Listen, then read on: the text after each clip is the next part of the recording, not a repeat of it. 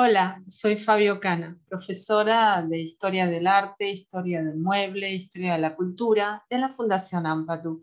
Y les voy a compartir una clase abierta sobre Historia del Mueble francés, reconocimiento de estilos de asientos. La historia del mueble está relacionada con la sociedad de su tiempo, en especial también con la moda. En especial la moda femenina, la falda femenina, que condiciona mucho la posición de los elementos que van construyendo el asiento, en especial el asiento, que el apoyabrazos adelante, que el apoyabrazos atrás. Y justamente en esta imagen que estamos viendo, es una imagen de época rococó, de la época del Luis XV, y vemos amplias faldas que van a condicionar que los muebles retraigan sus apoyabrazos. Todas estas condiciones, todos estos detalles hacen de la historia del mueble un estudio lógico, un estudio, vieron, con reglas a definir y a seguir. No es para nada difícil, ahora se los voy a demostrar, reconocer sillas, por ejemplo, de los estilos franceses, que son unos cuantos, por cierto.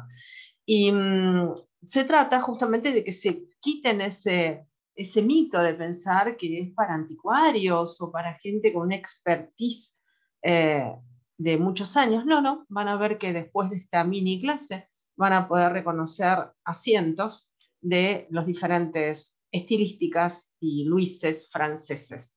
Estamos viendo en la imagen a la célebre Madame de Pompadour, una referente en la historia del mueble y de la decoración, una mujer muy elegante, muy fina, que hoy diríamos que podía haber sido una formadora de imagen, una asesora de imagen, una formadora de tendencias si hubiera llegado a tener Instagram o Twitter, ¿no? Ella está recostada en una cama de reposo y vestida a la usanza de época, curiosamente no de lujo, no de fiesta, sino justamente de entrecasa, una especie así de salto de cama o de sabillé para estar cómodamente en sus aposentos. Fue la favorita de Luis XV y fue una gran formadora de la historia del mueble. Pero si comparamos la imagen anterior con la otra imagen también que hemos visto, que está en el entorno del siglo XVIII, donde se desarrolla Luis XV, por ejemplo, por ponerles un ejemplo, este tipo de mobiliario no ha pasado para nada de moda. Justamente el Luis XV es un estilo que se utiliza muchísimo en la decoración contemporánea actual. Lo están viendo en esta imagen actual. Basta que chusmen un poquito por Pinterest o por cualquiera de estas páginas donde se publican constantemente las últimas tendencias y encontrarnos con mobiliario de época inserto dentro de una decoración actual. Por eso es tan útil la historia del mueble. Es útil al ebanista, al carpintero, al estudioso de la historia del mueble, al estudioso de la historia de los estilos, a la persona que quiere formar una tendencia nueva, estilística, a una persona que tiene, un comerciante que tiene, vieron, venta de mobiliario. Siempre es útil, abre caminos y también cultura, obviamente. Entonces, seguramente que en sus casas deben tener algún tipo de mobiliario de estilo heredado o no. No quiere decir que sean originales de la época de Madame de Pompadour, que valen muchísimo dinero los muebles de aquellos tiempos. Se cotizan en miles y hasta, no les miento, millones de dólares. Ya vamos en el curso específicamente de historia del mueble, se comenta mucho ese tema del valor de los muebles y el estampillado, dado que en el caso particular, yo estoy en la República Argentina, hay mucho acervo que ha dejado en otros tiempos de mejores épocas económicas de este país, gente que coleccionaba o tenía en sus residencias muebles de estilo con sellos de la época. Por ejemplo, miren esta imagen de película de la época de Luis XVI, donde podemos ver, ven, los atuendos que utilizaban, las costumbres de la mesa, pero no queda aquí, va más allá. Quiere decir que uno puede llegar a ver esto en una película y decir, bueno, un entorno de museo, pero en definitiva, uno de los estilos más utilizados hoy en día es el Luis XVI. Fíjense, esto es una ambientación contemporánea actual y son las mismas sillas o la misma tipología de sillas y estilística que teníamos recién en la película de Sofía Coppola, La reina adolescente, María Antonieta, la reina adolescente, que seguramente deben conocer. Así que es muy útil la historia del mueble. no solo para las personas que se dedican a la comercialización del mobiliario, a la creación de nuevas tendencias, al diseñador, al decorador, a toda persona que esté relacionada con la decoración estilística, sino también dieron para entender la época y por qué estos muebles siguen existiendo. Evidentemente, porque son muebles aptos para el confort, la comodidad y el uso cotidiano. Y aparte un toque de estilo siempre le da un cariz distinto a la decoración, según el gusto, por supuesto, de cada persona. Pero para eso hay que conocer. Les comento, yo también soy diseñadora de interiores, aparte de licenciada en arte y profesora de historia del arte, historia del mueble, y es fundamental el estudio de la historia del mueble para la persona que se forma en diseño de interiores y decoración. Bueno, empecemos a ver una secuencia para quitar un poco el mito de que es difícil reconocer el mobiliario. Vamos a irnos muy lejos, a partir de la Edad Media, siglo XIV, 13, 14, me remito al fechaje de estos muebles, no que la Edad Media sea de ese siglo, sino que es mucho más vieja que esa fecha, son casi 11 siglos, pero la historia del mueble, al igual que la historia del arte, estudia lo que queda. Y lo que queda de la historia del mueble occidental arranca en Europa desde la Edad Media. Y lo que estamos viendo, que es original, invaluable por cierto, es una cátedra medieval. Van a ver cómo evoluciona en las pocas imágenes. En pocas imágenes vamos a ver cómo evoluciona el asiento, ¿no? Esta es una cátedra medieval, muy sencilla. En la Edad Media la decoración era austera, severa, muy poca gente podía tener este tipo de mobiliario, solamente la nobleza, y como lo dice la palabra, una cátedra para la cabeza, ¿no? ¿Qué cabeza? Príncipe, rey, reina, y por supuesto tiene tallas goticistas, alusivas, vamos a acercarnos con la lupa, ¿ven? Alusivas a la Edad Media, como si uno estuviera viendo una vidriera de catedral gótica, un vitral. También se destaca el cartucho pergamino. ¿Qué es esto? Es una talla especial que parece pergamino doblado. Entonces, uno de los recursos a través de las herramientas que se tenían en aquellos tiempos, cepillo, vieron, por ejemplo, un instrumento de carpintería, la madera, el roble, se presta a este tipo de talla. En cambio, con gubias o con otro tipo de elementos más escultóricos se da esta talla exquisita goticista. Por cierto, el mueble tiene las dimensiones que podemos encontrar hoy en día en cuanto a altura de asiento, ancho del mismo, apoyabrazos, pero muy alta, severa, para que el dignatario o la dignataria se sentaran de manera rígida. Bueno, esta es la primera etapa, una cátedra medieval. Había otro tipo de asiento, poco y nada. No pretendan tener asientos de dos cuerpos hasta bien no llegado el siglo XVIII, estamos hablando del siglo XIV-XV. Ya entrado el Renacimiento, Francia entra a tener influencias italianizantes, aportes grecolatinos, que renuevan un poco los aires medievales que ya venían arrastrándose por mucho tiempo. Y aparece una silla emblemática, miren, caquetoire.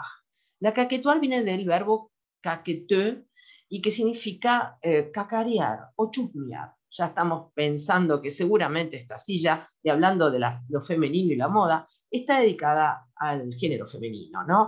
Es amplia, tiene un asiento trapezoidal, todavía tapizado, no, es todo de madera, pero es diferente a la anterior, observen, la otra es rígida, inclusive es utilitaria, tiene un cofre aparte, aprovechando el espacio para guardar lo que quieran, ¿no? Desde la corona del rey hasta algún otro elemento que quisieran guardar en aquellos tiempos. En cambio aquí, ven, ella está libre y hay una condición para reconocer dentro de la historia del asiento qué silla pertenece a cada época. Tienen que mirar de la cintura para abajo. ¿Cómo de la cintura? Sí, al igual que el cuerpo de una persona, en la cintura es lo que articula, vamos a tomar aquí el lápiz, lo que articula, miren, ahí, lo que articula una parte de la otra, como el torso, ¿vieron? Y los miembros inferiores en una persona. Bueno, y ahí está, la cintura. La parte de arriba el respaldo, la parte de abajo la parte de patas, y la cintura es esta parte de acá. No siempre está resuelta así, a veces el asiento se apoya directamente sobre las patas, pero a veces tienen alguna pieza, algún travesaño. Lo más interesante acá, para poder empezar ya a reconocer, es esa disposición de travesaños, ¿ven? Trapezoidal, que acompaña al asiento renacentista francesa, esta caquetoire dedicada al género femenino. También otra estética, miren, ya no hay talla, hay torneado. Entonces pasamos de la talla al torneado, del roble al nogal. por supuesto, travesaños. Hasta bien entrado el siglo XVIII, la historia del mueble francés, no se sacan los travesaños de encima, es una cuestión estructural, no estética. Bueno, entonces, la primera parecía muy sólida, ¿ven? La segunda ya se nos antoja un poquito más elegante, más liviana. Nada que ver una con otra, pero sí conservan rigidez. Cambiamos la madera, cambiamos los instrumentos de carpintería. Pero dentro de la historia del mueble francés, que es esta clase que estamos viendo, hay aportes italianos, ¿no? Así como vimos los aportes grecolatinos, también existen dos tipologías de asientos que son básicas de Italia y que a su vez provienen del mundo romano. El mundo romano que tenía las banquetas para senadores en forma de X, sin respaldo, la curul romana. En el Renacimiento, en ese renacer de la cultura clásica que pretenden los propios habitantes de Italia resurgir, y lo hacen muy bien, aparece dos variantes, la Savonarola y la dantesca, que va a condicionar muchísimo la historia del mueble. Por ejemplo, ven, la Savonarola es la de la izquierda, vamos a acercarnos. Todo esto forma parte del Renacimiento, no solamente la caquetuar, ¿ven? Y se pliega, es una silla tijera, con barbillas, se pliega de manera lateral. En cambio, esta que es muy similar, porque la tipología es en X, es una dantesca. Ambas que tienen en común esa tipología en X tan común en la historia del mueble, que proviene de la curul romana. Entonces, sumando a la anterior, tenemos este par de asientos que, si bien no son franceses, se suman tranquilamente al mundo de la historia del mueble francés. A lo mismo ocurre con la caquetuar en otros países. Se va a sumar al Tudor inglés, se va a sumar al Renacimiento alemán, es decir, siempre va a estar presente estos hitos en la historia del mobiliario, lo mismo que la Savonarola y la dantesca. Pero si hay un mueble que en el Renacimiento, estamos hablando del siglo XVI para Francia, y para el resto de Europa es el siglo, bueno, ya saben, el 400, el 500, que son las juntas, los momentos más impactantes del Renacimiento italiano, que se van expandiendo por toda Europa, no solo el arte, también el mobiliario. Aparece, ¿ven? El frailero, que seguramente en sus viviendas alguna vez o alguien pariente tiene, ¿no? Una frailera, como lo dice el término, proviene de los monasterios, ¿no? Y la característica de estos asientos o sillas, ¿qué diferencia entre una silla y un sillón? Bueno, el sillón tiene apoyabrazos, como estamos viendo aquí. Hasta ahora hemos visto todos sillones, bien, todos tienen apoyabrazos. Pero hay también sillas, vamos a ver algunas. Eso no condiciona el estilo, condiciona qué tipo de mueble es. El tipo es una cama, una silla, un escritorio. El estilo, bueno, si es Luis XIII, Luis XIV, Regency, Sheraton, todos los estilos que hay y que se tratan en el curso de historia del mueble y las artes decorativas.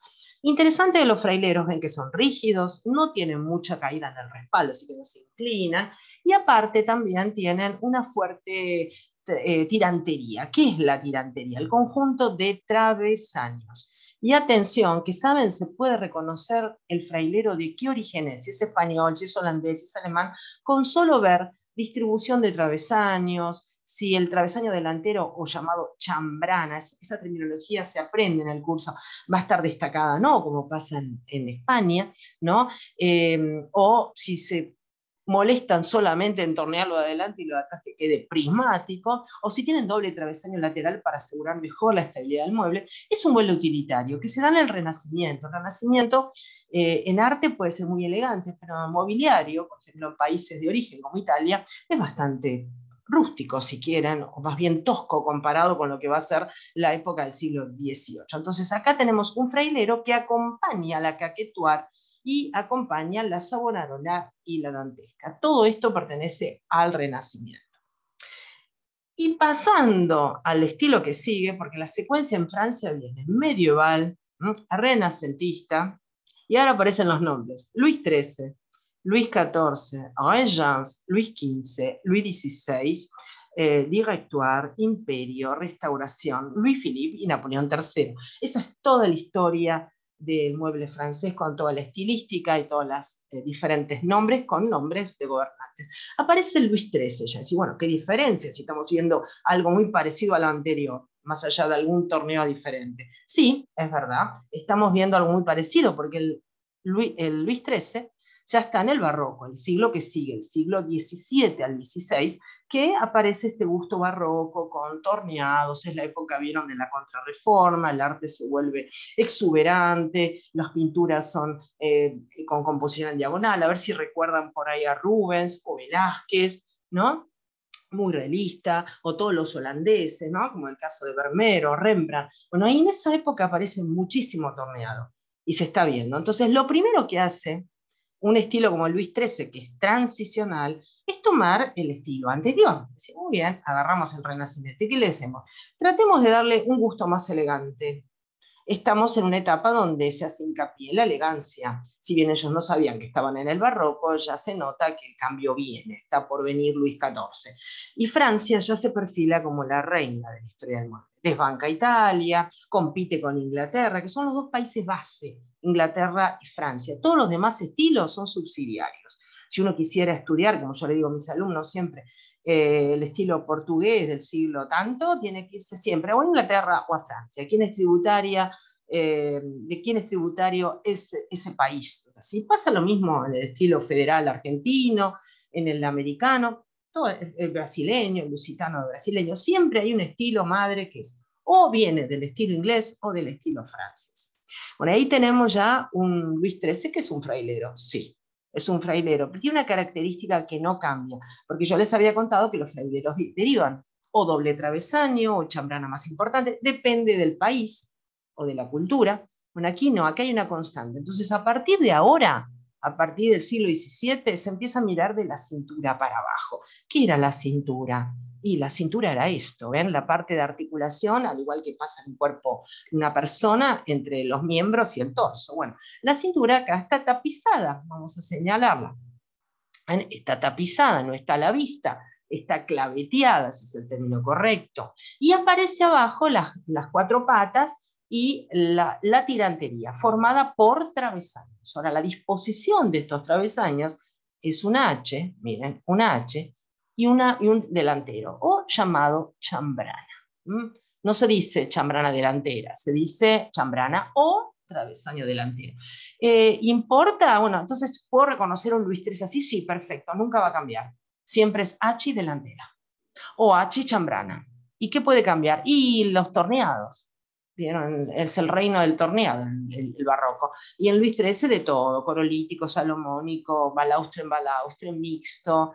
Y los piecitos de las patas, bueno, cebollas, medias cebollas. Es decir, son diferentes elementos que se van repitiendo, no solo en la historia del mueble francés, en este caso que estamos viendo simplemente como un ejemplo y una introducción a la historia del mueble, sino que pasa en muchos lados. Entonces yo ya puedo reconocer un Luis XIII, aunque se parezca a un frailero, sí, pero evidentemente tenemos que pensar que estamos entrando al barroco y ya vieron la onda renacentista frailera, deja de lado, y ahora sí, los franceses, que se van a consagrar como grandes estilistas y decoradores, inventan un nuevo tipo de asiento. ¿Se acuerdan? La tipología. El asiento en cuestión es un sillón, un fauteuil. Es más, fauteuil es una palabra que no existía en el idioma francés. Aparece en esta época. ¿De qué fecha estamos hablando? 1630 aproximadamente, que es el reinado de Luis XIII.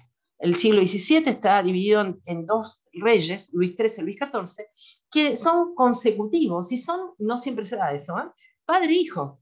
El padre después le da el reino a Luis XIV, el rey Sol. Y por supuesto, la época de Luis XIII va a ser modesta frente a la época barroca absoluta de Luis XIV, como vamos a ver. Entonces el siglo XVII es un siglo que está entre la transición del Renacimiento, como estamos viendo en este sillón, que todavía conserva los balaustres y la rigidez en las patas traseras, ¿no?, a dar pie a un estilo más barroco todavía. Así que ¿qué sería Luis XIII? ¿Un primer barroco o un renacimiento muy tardío? Como gusten, uno lo puede definir como quiera. Es un estilo transicional. En la historia del mueble francés hay tres estilos transicionales fuertes y uno de ellos es el Luis XIII. El otro ya sería el directorio, después la evolución francesa, y otro más sería, ven, el que ya pivota hacia los estilos burgueses, en restauración. Bueno, entonces estamos viendo un ex frailero que dejó de ser frailero porque se volvió más cómodo. Entonces tenemos inclinación en la parte de atrás, ¿no? Y apoya brazos curvos y mayor confort. ¿Condiciona que esté separado no el asiento para reconocer si Luis XIII? No. ¿Condiciona que termine recto o termine en curva? Tampoco. ¿Qué es lo que condiciona? Vuelvo a repetir. De la cintura para abajo, siempre H y delantera. Que después combina balaustres de todo tipo, y sí, combina de todo tipo los balaustres. Por ahora, por ahora. Pasemos ahora a ver una silla, también Luis XIII, sin duda. Uno la ve y dice, sí, Luis XIII. ¿Por qué? Travesaños, tirantería en disposición de H con travesaño delantero o chambrana. No digan chambrana delantero, digan travesaño delantero o chambrana. Balaustre sí, de todo tipo, y atrás es el último estilo que va a tener es decir, va así, de Luis XIII a Luis XVI, de Luis XIV a Luis XVI, las cuatro patas son iguales, porque Francia busca la elegancia, a diferencia de, por ejemplo, Inglaterra, que es más, la disposición es más irregular, y este estilo va todavía a tener patas prismáticas. En el que sigue, en el Luis XIV, no, las cuatro son iguales. Y esta está en una residencia actual. ¿Se imaginan que estos muebles, como veíamos recién, se siguen utilizando? Es más, confieso que esta foto la saqué de Mercado Libre. Alguien que vendía sillas, 6 vendía. Digo, buen ejemplo para mostrar al alumnado que este mobiliario se sigue utilizando y fabricando a máquina inclusive. Contornos mecánicos. Fíjense, H y delantera, traseras prismáticas, a veces sí, a veces no. Es transicional el Luis XIII. A veces las tiene, a veces no las tiene. Prismáticas. El tapizado, les cuento, parece muy moderno. No, el tapizado es de época, es el famoso punto de Hungría, que parece como un zigzagueo de rayos, divino, muy actual. Entonces, esta es una silla, sí, no tiene apoyabrazos, una silla Luis XIII, sin duda. ¿Ven? No condiciona que esté separado, no condiciona que termina curvo. El anterior no terminaba curvo y sin embargo era Luis XIII. Vuelvo a mostrárselos. Eso no condiciona. Sí condiciona mirar de la cintura para abajo. Sigamos avanzando. Pero también hay modelos un poquito más abarrocados, ya que estamos entrando en el barroco. Sigue siendo Luis XIII, no tengan duda, miren para abajo. Tenemos a volver, que se fue, ahí, vamos a agarrar la lupa. Miren para abajo, 4 patas, travesaños en H y delantera. Ahora, ¿tiene más elaboración? Sí, algunos tienen mayor elaboración de torneado, pero siempre van a tener torneado. Estos son de los modelos que menos se copian todavía, ¿sí? Inclusive este también estaba en venta en Mercado Libre, hay de museo, obviamente, pero los que más se adaptan a nuestra estética actual son más simples, obviamente, ¿no? Bueno, y ahora pasamos, ven, a un paneo general de todo el Luis XIII. El Luis XIII, por supuesto, en la clase correspondiente lo vemos exhaustivamente. Esto es un resumen para que vean cómo es fácil aprender los estilos, no es nada complicado y qué útil, ¿no? A tantas personas le puede ser útil reconocer, saber que existen, utilizarlos, reelaborar nueva tipología de muebles, que es lo que sucede hoy en día con las tendencias estilísticas, pero hay que conocer la historia del mueble, obviamente si uno se dedica a eso. Bueno, ahí tenemos varias cosas, ¿ven? Tenemos otra vez, sin duda, el asiento, un sillón, H y delantera, rápido y pronto, como le digo yo siempre en clase al alumnado, bueno, y otros elementos que caracterizan el estilo. Ahora, cuando pasamos a la etapa del hijo de Luis XIII, el gran Roi Soleil, el Rey Sol, la cosa viene diferente. Es un barroco pleno, un barroco, bien, un francés que ostenta, ¿vieron?, el poder absolutista. Y lo que podemos ver aquí justamente es que los asientos ya empiezan a cambiar, no de la cintura para arriba, creo que ya me entienden, sino de la cintura para abajo. Bueno, ahí tienen la imagen del Rey Sol que aparece en Versailles, en las rejas, en los decorados de estucos, en todas partes aparece la imagen del Rey Sol. Él decía que él era el hijo de Apolo y que después de él venía el diluvio y que el Estado era él, el poder absoluto. Evidentemente fue un rey de los más importantes, no solo de Francia, sino de Europa, y supo mantener y unificar muy bien a Francia en su momento. Y aparte crear una corte que fue formadora también de tendencias estilísticas totalmente incuestionables, ¿no? Para Francia, una maravilla. Francia como ya se despega, ¿no? Y se vuelve la reina del arte y la reina de los estilos. Compite Inglaterra igual, ¿eh? En este momento en Inglaterra está la reina Ana. Un estilo también llamado reina Ana. A ver, miremos bien este asiento. Otra vez lo mismo nos estás mostrando, Fabiana. ¿Qué es esto? Ah, pero falta algo. Ujú. La chambrana o el travesaño delantero. Entonces no es Luis XIII, no, indudablemente que no lo es un Luis XIV. Y pero no me suena, vieron a Versalles ni al Rey Sol. No, claro, es un Luis XIV primitivo. Hay transiciones en la historia del mueble, vieron, no se puede pasar de una cosa a la otra sin cambios leves. Aparte, nadie está pensando en ese momento en crear un estilo para el futuro, quien quisiera clasificarlo. Viven, evolucionan, usan los muebles, ¿no? Hoy en día pasa lo mismo. Quiero destacar que los apoyabrazos, miren cómo se los voy a decir, caen a plomo con la pata delantera, no se retraen todavía. Eso condiciona también la moda. Entonces, un Luis XIV primitivo, sin duda, no es un Luis XIII. Otro más de los de ahora, los que se pueden fabricar ahora, no puede conseguir. Pero ya está cambiando algo, está cambiando algo, está cambiando el balaustre. El poste torneado es diferente. Y ahí sí, ahí nos consagramos como un Luis XIV total. Es un Luis XIV que va a abandonar los balaustres, esos postecitos torneados con infinidad de tallas, y va a trabajar algo más arquitectónico, lo que se llama el estípite, que viene del mundo antiguo, de Creta inclusive viene esto, las columnas en estípite, las columnas invertidas. El estípite puede ser cuadrangular o cónico, puede ser, a ver, rápido se los digo, un obelisco invertido mocho, cortado en la punta, o puede ser un conito invertido. En este caso, los estípites que son tan comunes en la historia del mueble son patrimonio del Luis XVI también. En el Luis XIV se caracterizan por ser prismáticos, con formas cuadrangulares y tener travesaños. Jamás se confundirían esto con el Luis XVI. El Luis XVI no tiene travesaños y trabaja estípites cónicos. Aquí vemos ya un mueble que sí puede ir ahí a la galería de los espejos, ¿no? Imagínenselo todo dorado. 4 estípites, 4 patas iguales ya, ¿eh? El Luis XIII era el último que quedaba con las traseras diferentes. Y del Luis XIV al XVI las 4 patas son iguales. Entonces tenemos 4 estípites, travesaños en diagonal. Ah, claro, es el barroco, movimiento por todos lados. Entonces los travesaños van en diagonal con encuentro de choque de 4 volutas en el centro. Las volutas son estos rulos que provienen del mundo grecolatino también, ¿no? Del mundo jónico, las columnas jónicas tienen volutas. Entonces ahí está el encuentro. ¿Ven? Entonces estípites con encuentro de 4 volutas en diagonal. A veces se da la H también, pero no más, no más, no más el travesaño delantero. O la chambrana. Que todavía se sigue cayendo a plomo con la pata delantera, los apoyabrazos, sí.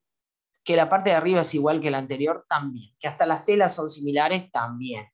¿No? Después de todo estamos en el siglo XVII francés. Pero que es un mueble diferente, sí. Bueno, entonces, de Luis XIII, miren, volvamos para atrás para que no se pierdan. Ahí está, ¿ven? Del Luis XIII, H delantera, pasamos al transicional, que sería un Luis XIV primitivo, chau, le volamos la chambrana, o el travesaño delantero, y lo convertimos a un mueble que esté más acorde a una estilística barroca, digna de un poder absolutista y digna de Versalles, o Versailles, como quieran decir. Otra vez, otro, y no son tan ajenos a nuestra época, no son todos de museo, para nada, hay un montón que pueden encontrar también en venta.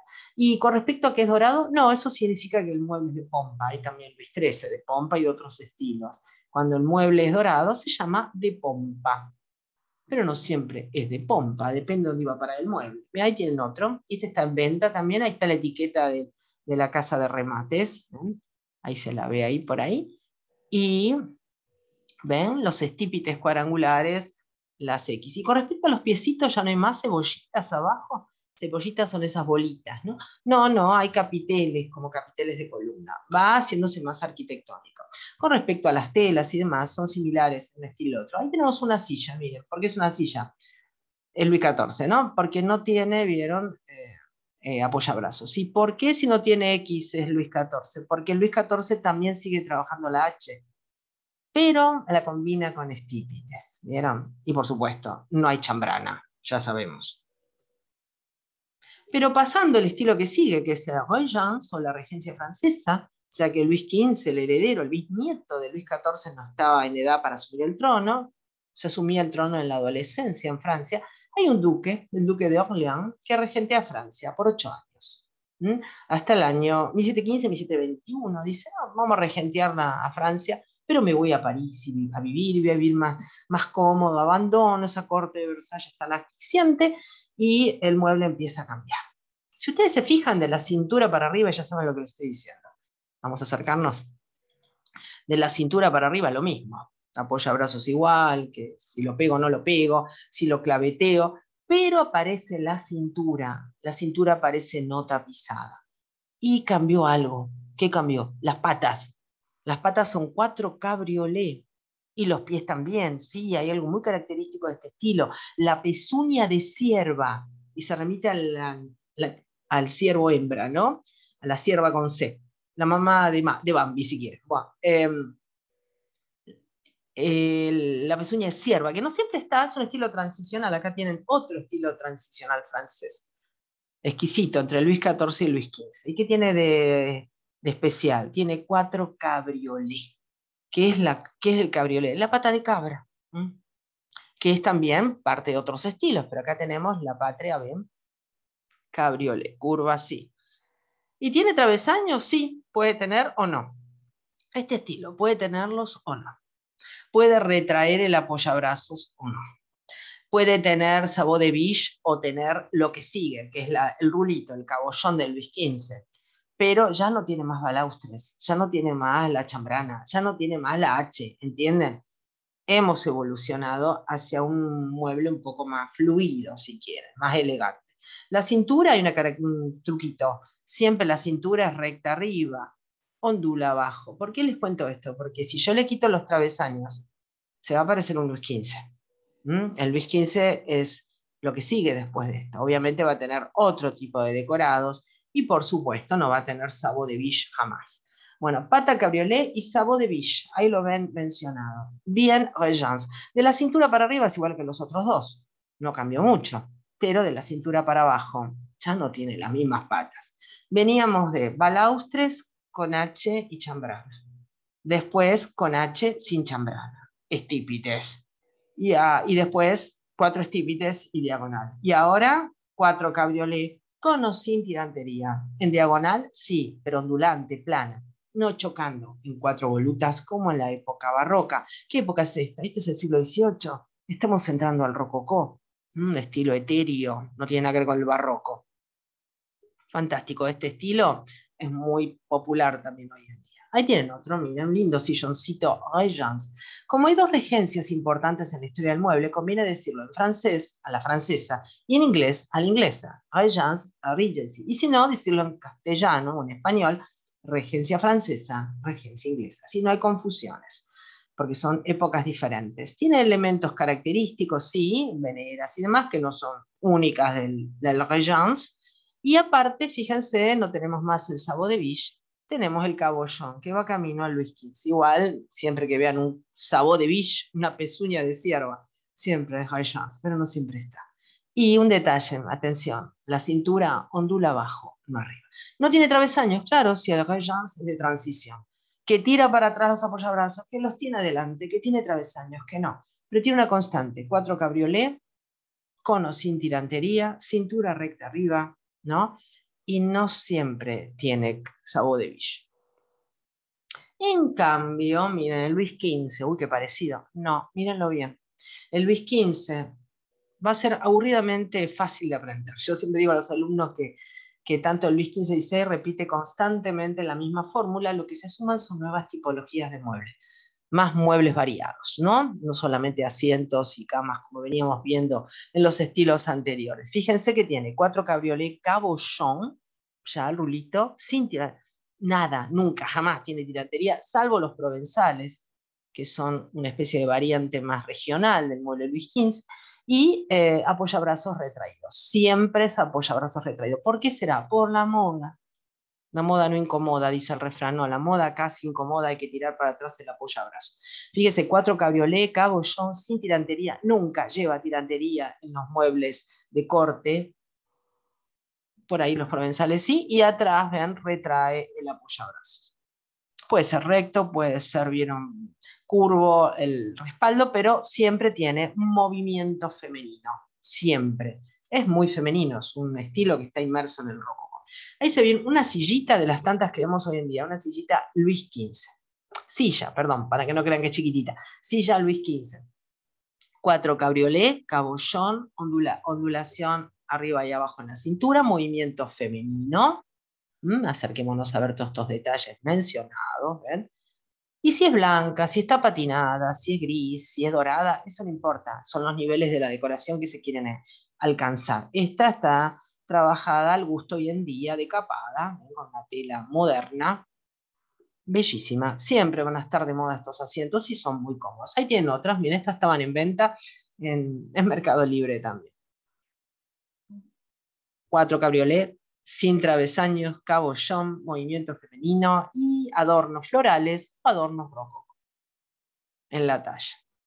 Pero cambiamos, pasamos al Luis XVI, que es la época ya previa a la Revolución Francesa, el último estilo monárquico. Del Luis XIV al Luis XVI, los 4 patas son iguales. El Luis XIII tenía las traseras prismáticas. Bueno, ¿y cuándo cambian? El directorio. Por ahora las 4 patas son iguales. Son estípites, otra vez estípites, no prismáticos, cilíndricos. Y aparte no tiene travesaño. Otro estilo que no lleva ya más travesaños. ¿Por qué se da esa búsqueda de quitar los travesaños? Sí, es alivianar la estructura y aparte el cambio de maderas que se van utilizando. En el caso de la caoba, por ejemplo, es muy resistente y ya se empieza a utilizar en Francia en estos tiempos, cosa que en Inglaterra la usa mucho antes. Fíjense, 4 estípites, cintura recta, sí, es decir, que no dura arriba ni abajo, formato de respaldo cuadrado o alado, muy típico del Luis XVI, y apoya brazos levemente unidos a la pata delantera, pero no tirados para atrás. Esto se da por la moda, es la época de María Antoinette, la moda es muy voluminosa, es muy amplia, hasta 4 metros de falda tenía. Bueno, ahí se puede ver nuevamente, ven, una silla, dije silla, no tiene apoyabrazos, Luis XVI, 4 estípites cilíndricos, sin travesaños, cintura recta. Observen nuevamente, ven, y aparte tiene algo muy característico, el dado con la margarita, o el dado, vieron, vamos a señalarlo, este punto de encuentro, el dado, los anillos y el estípite abajo. A veces el dado lleva una margarita cretense, a veces no lleva nada, pero bueno, esa es otra característica. Sigamos viendo, ahí vamos a ir, y ahí tienen otro modelito de los tantos que van a ver, porque es uno de los estilos más populares utilizados en la decoración contemporánea. Aquí en la República Argentina es de los más fabricados industrialmente, el Luis XVI. 4 estípites, con esos dados arriba. En caso de silla no hay apoyabrazos, óvalos, motivos greco-latinos, sí, molduras y demás del repertorio arquitectónico. ¿Por qué este cambio del rococó al neoclasicismo? Por el descubrimiento de Pompeya y Herculano, que hace poner de moda todo el mundo greco-latino otra vez. Y hablando del dado, miren, ahí lo tienen al dado con la margarita cretense, que en el caso del Luis XVI puede venir cuadrada, rectangular, ovalada, en fin. Y el respaldo ovalado es un clásico en el Luis XVI. No es el único estilo, pero el Luis XVI lo tiene. ¿Qué otro estilo lo puede tener? El Adam inglés. Pero hay una diferencia con Inglaterra. Inglaterra trabaja las patas traseras en sable hace rato. Y es una de las diferencias con el Luis XVI. Otro más, un poquito más elaborado, estrafalario, pero está al lado. Está el punto de reencuentro y abajo el estípite, siempre cilíndricos, no como en el Luis XIV. Y los apoyabrazos levemente unidos para permitir que esa falda enorme de la dama pudiera entrar ahí. Comento que también, vieron, los dados aparecen no solo en asientos, en camas y demás, y aparecen arriba también, ¿no? Hay volutas, hay hojas de acanto, hay pasamanerías, muy típico del 16, los cordoncillos, todo ese tipo de decorado. Acá tienen otro silloncito de cabecera, si quieren una mesa comedor. Deben haberlo visto muchas veces. ¿No? Este está dorado, es de pompa. Luis XVI. ¿Qué pasó con los pies? ¿Volvió la cebollita? La cebollita es como una cebollita redonda. No, sí, una especie de cebollita con taco abajo y también como una especie de capuchoncito. Pasamos del cabollón a esto. Veníamos, vieron, del sabot de biche, veníamos también de la cebolla, media cebolla. En fin, ahí tienen otro modelo, miren qué lindo, ayornado con telas actuales, ¿no? Y ahí se puede ver clarito cómo se tira para atrás el apoyabrazos. en madera de caoba, tal cual se lo fabrica hoy en día el 16, de manera industrial. ¿Qué significa? Que está hecho con torno mecánico en planta actual de carpintería, de fábrica, ¿no? Luis XVI, uno de los estilos más versátiles. Pero, dice, hay otra vez un Luis XVI. No, miren atrás, la trasera es sensable. A partir de la Revolución Francesa, en 1789, se trata de negar todo lo anterior del antiguo régimen, y al principio los muebles transicionan levemente, haciéndose más cómodos. Y una forma de hacerlos más cómodos es hacer que el respaldo se tire para atrás con más caída. Para eso hay que apuntalarlo. En los anteriores tenían que inclinar las patas traseras. ¿Ven? ¿Ven cómo están inclinadas? Es muy importante acá todo, la técnica, la forma de sentarse, ¿ven? Pero bueno, ahora que pasamos al estilo directorio, donde en Francia ya empieza a aparecer la pata trasera en sable, como un sable, ¿vieron? Como el sable de San Martín, ¿no? Como un sable de batalla. Ese sable hace que el apoyabrazo se tire para atrás. Entonces, ¿qué es la diferencia en directorio? Que es un estilo que viene después de la Revolución Francesa, donde la pobreza es total en Francia, hay mucho caos, es la época del terror, de la guillotina, hasta son ajusticiados los que servían a la corte, como los ebanistas. Aparece justamente este modelo de silla y de asiento con pata trasera en sable. Ya no tienen más las cuatro iguales. El resto es similar, pero va evolucionando. Ven, ahí tiene un silloncito de los de ahora, tapizado con una tela actual, con delanteras en estípite, traseras en sable. ¿No es así? Y hay algo nuevo acá, no sé si notan, ven que el apoyabrazos cae a plomo con la pata delantera sobre pedestal. Claro, se vuelve más rígido todo. ¿Qué pasó con la moda? Y la moda cambió al talle princesa. Por eso las damas pueden entrar perfectamente en este asiento. Y se vuelve más arquitectónico, más de onda república romana, ¿no? Que es lo que ellos buscaban, asociar el mobiliario con la política también. ¿Ven? Ahora, no va a quedar así esto, no quieren despegarse del antiguo régimen. Y aparece un modelo que otra vez apareció en escena, la curul romana, pero la usanza siglo XIX ya, con trasera sensable, elementos romanos como las antorchas, los candiles en las tallas, y algo muy interesante, los haces atados a la usanza romana. Esos haces, esas varillitas que se atan o con segures, que son una X, o con estos medallones. Entonces, de la curul deriva este modelito directorio, ya más ecléctico, ¿no? ¿Y qué pasó después en Francia? Siempre siguiendo la evolución de la política. Ahí apareció Napoleón I y volvió el régimen fuerte. Y apareció un mueble que está acorde a ese régimen, el mueble imperio. El mueble imperio bien plantado, macizo, con adornos en bronce. Por supuesto, trasera sensable ya no va. Todo Francia lleva los estilos que restan las traseras sensables y está decorado con elementos variados, romanos, griegos, egipcios, todo les viene bien a la gente de esta época en cuanto a repertorio greco-latino, egipcio, variado. Ahí tienen, ven los laurelitos. Esta es una silla tapizada actualmente con un fondo actual y siempre está de moda el imperio porque es un estilo muy severo que se casa muy bien con lo moderno. Ahí lo tienen bien en claro, ven qué severo que es fácil de reconocer el imperio. Por supuesto, adelante ya las patas vienen bien plantadas, no ni siquiera hay demasiados cambios, ¿ven? Rígida, prismática totalmente. Y con elementos característicos, ¿no? Telas, acordes, la abeja napoleónica, los laureles, en fin, los colores, ¿ven? La roseta romana. Entonces estamos hablando del imperio, un mueble severo, bien plantado, prismático, con detalles en bronce. En este caso, uno de ellos, el cisne, emblema de la Roma imperial. Y pasando ya al siglo XIX a full, con la metida, vieron, de gusto de los burgueses, que son los que toman las riendas en Francia, aparece el estilo restauración, 1815-1830. Siempre viendo la estilística a través del asiento en esta clase abierta, y pueden ver que, por supuesto, la pata trasera en sable, y aparecen cosas comunes al siglo XIX, no solo en Francia, sino a todos los estilos europeos. Las patas traseras en sable, voy a enseñárselo, los apoyabrazos en ménsula, que parecen ménsulas de balcón. El respaldo en góndola, similar a una góndola veneciana. Vamos a ver con otro color, acá se ve mejor, ahí, ¿no? El apoyabrazos en ménsula. Y unas patas nuevas, no son las cabriolelas de cabra, se llaman patas en consola, porque llevan atrás, ven, una volutita, como si fuera una ménsula, se llama en consola, como si fuera, miren, un apoyo, consola, ménsula. También los franceses le llaman en cuisse de renouille, como si fueran patita de rana. Bueno, este es un lindo silloncito de los tantos que vemos hoy en día en casas de decoración fina, que venden silloncitos, butaconcitos. Restauración francesa.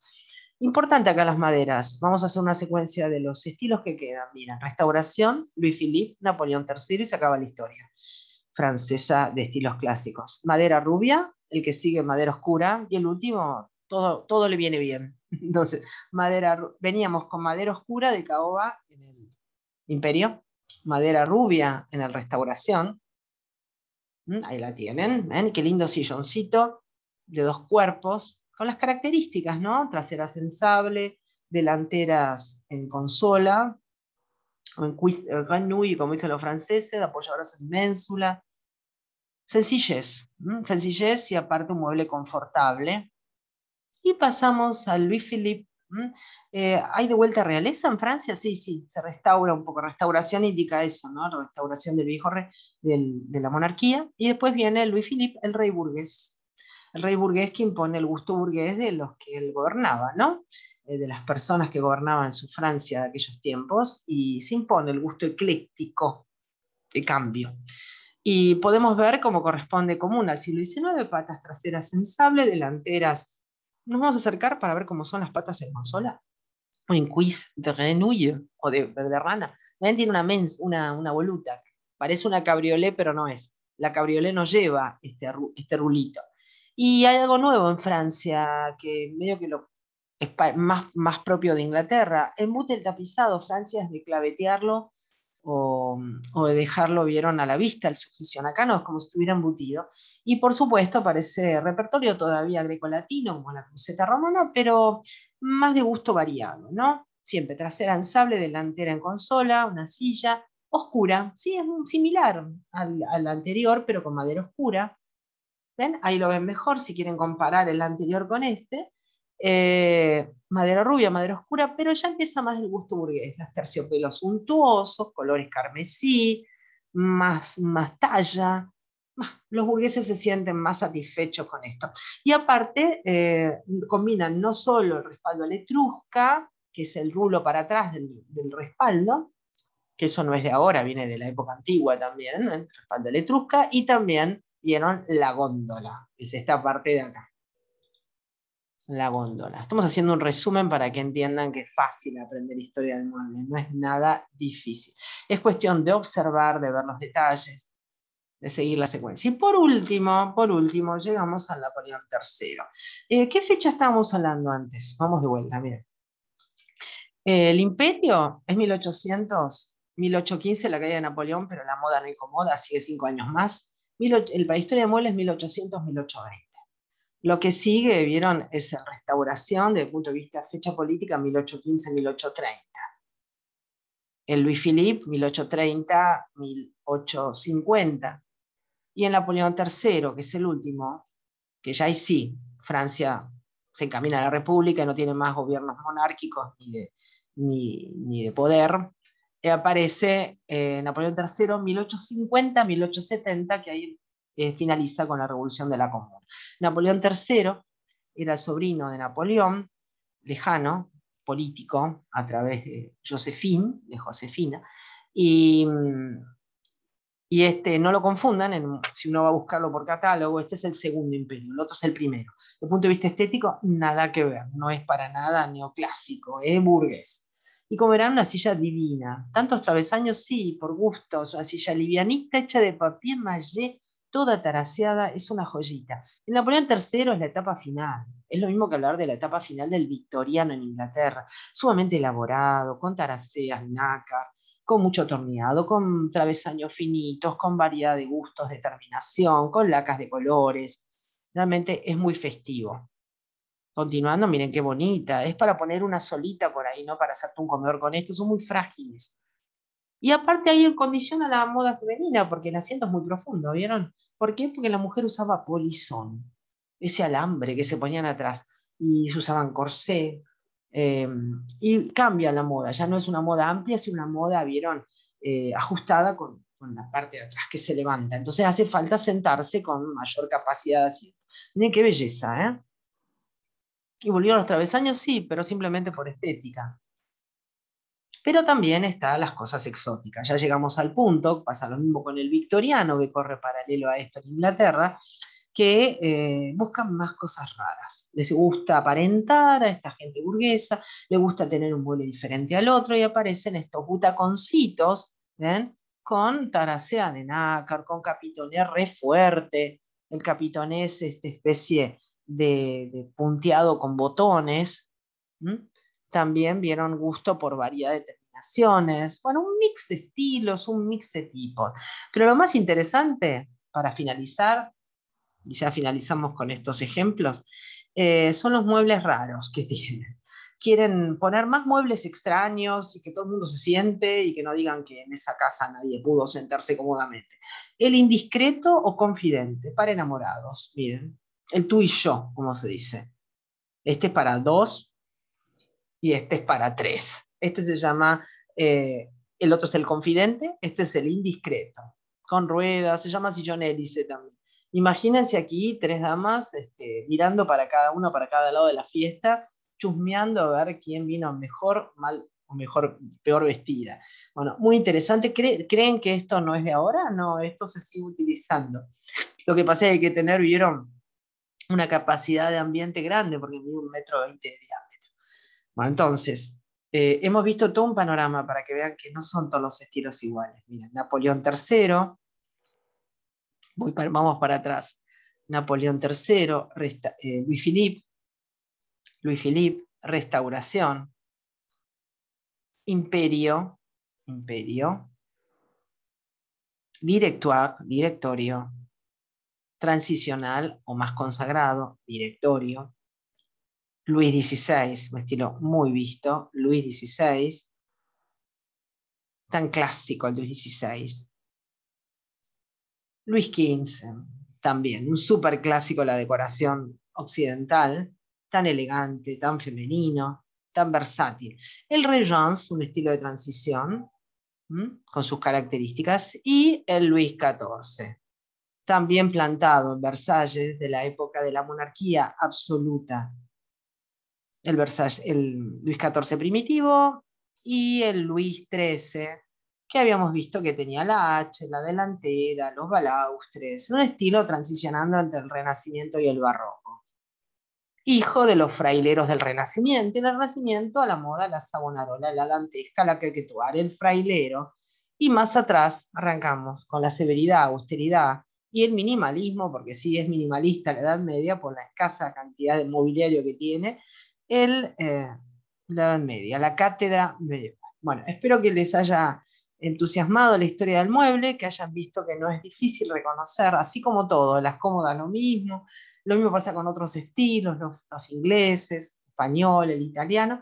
Bueno, les dejo con esta imagen tan bonita de la talla goticista de la cátedra y les agradezco su atención. Muchas gracias.